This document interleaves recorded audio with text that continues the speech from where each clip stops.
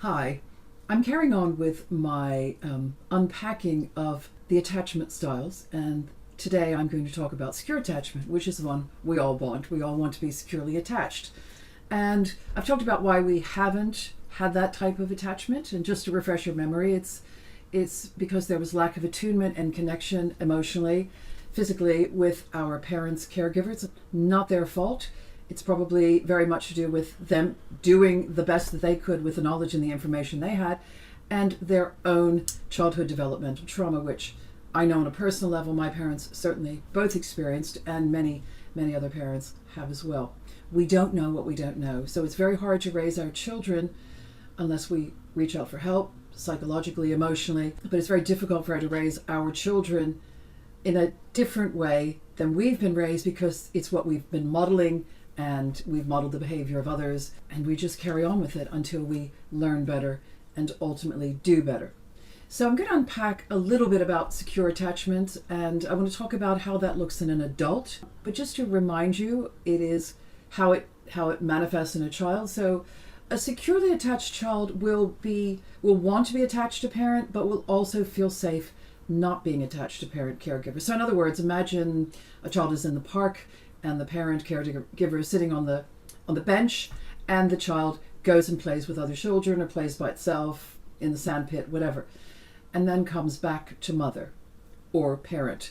And when it comes back, it enjoys being with the caregiver, and then it goes off again. So it has this very great balance of independence, and it knows that when it goes to that source of what it believes to be love and security, that it is reliable. It will always be there. Unlike ambivalent and avoidant attachment styles, which I will go into as well at a later date. So in adults, what does this look like? The secure attachment with an intimate partner can look like a grown-up version of children and caregivers at the park. So they will feel very secure when they're with the person and very secure when they're not with the person. So they don't need to have that person around all the time in order to feel secure in relationship with them. When disagreements and troubles crop up in their relationship, they comfort themselves and their partner, okay?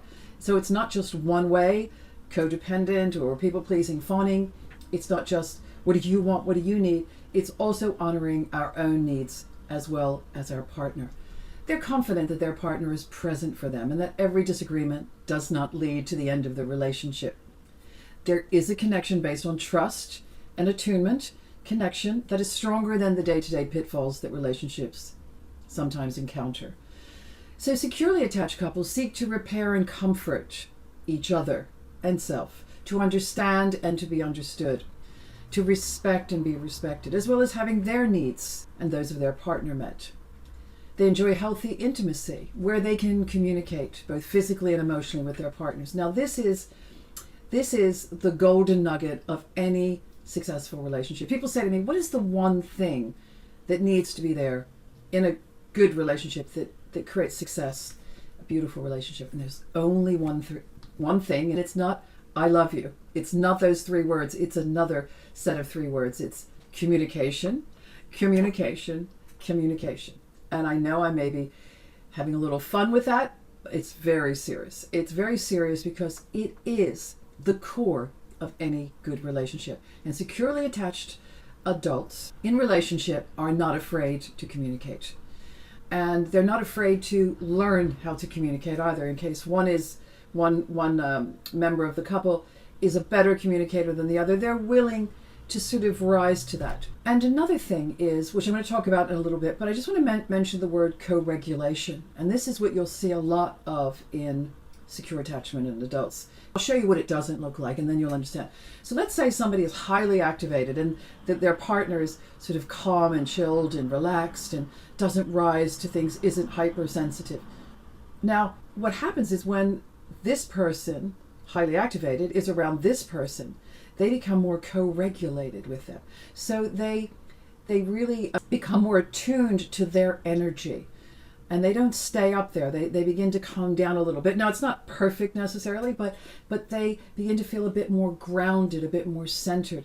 They respond and react in a positive way to the calmness of their partner. The same thing can happen in reverse, unfortunately, as sometimes when we're around a highly activated person, we kind of go in that direction.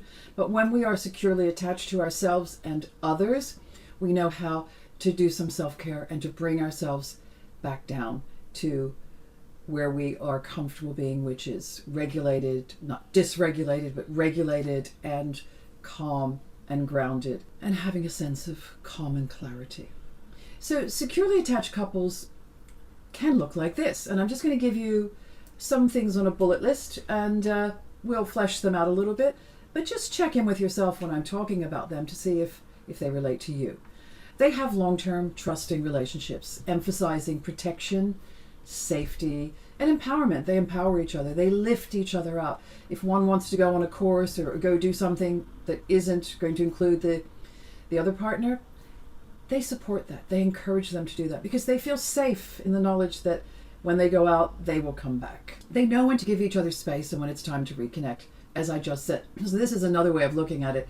They know, let's say you're in a disagreement with your partner and you need some time out. You're not telling them to have a time out, but you're like, I'm becoming overwhelmed, I'm not clear, I need to process this. And a person in a secure relationship can say that to their partner. They can say, look, I need a little bit of time out, I need to process this. I do want to have this conversation with you. I do want to get to a resolution, but I just need some time to figure some things out. And they take themselves away, and no one gets upset.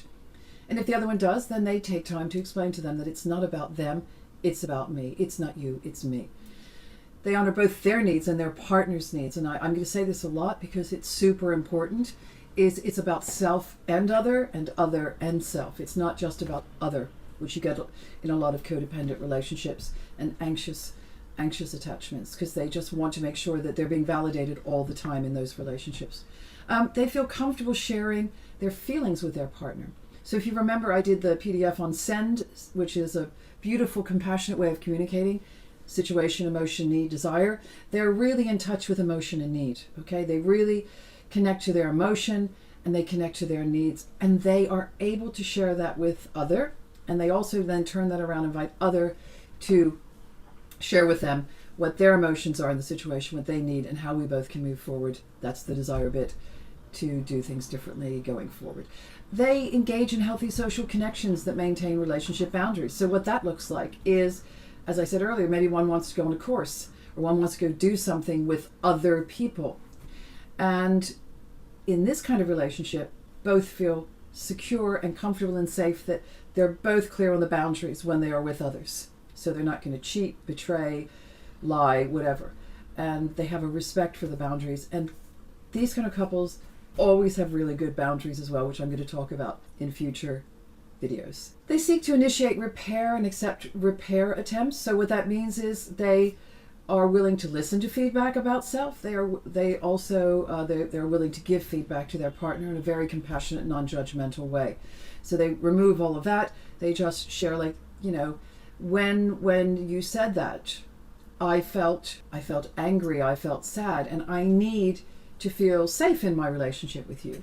Because this is a really great moment to mention this. In relationships, and I'll say this a lot, we are not looking for happiness as we think we are. It is actually not what our brain is wired to look for. Our brain is wired to look for safety. And when we feel safe, then the happiness is much more of a possibility and a reality. So we're always looking for safety.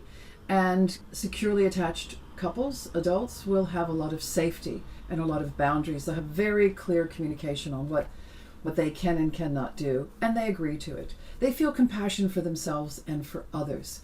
They, you know that thing that people say, when I went on my first date with my partner and I was watching them in a restaurant, how they treated the waiting staff or whatever. Yeah, these things are very important to us, and it's quite foolish and not really believable that a person is going to be unpleasant to a total stranger and always pleasant to you. So it shows what they're made of in situations like that. So securely attached adults feel compassion for others. They are usually very respectful of others, respectful of their partner, respectful towards themselves as well.